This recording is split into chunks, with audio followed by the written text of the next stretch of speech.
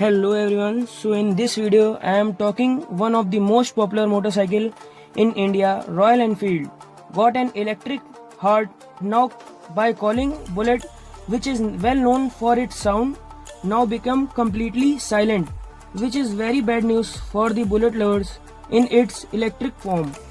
It is not developed by Royal Enfield, but it was developed by a electric car company in England. Now talking about its features, it has 10 kilowatt lithium ion battery and it works with 13 kilowatt hub motor which produces 300 Newton meter torque, which is very efficient and powerful. And talking about its speed, it has 80 to 90 km per hour speed.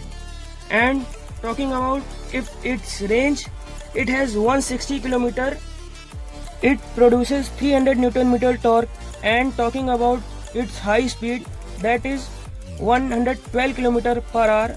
And if we talking about its range, that is 160 km when the battery is full, and the charging time is 2 hours to complete the process of 0 to 100%.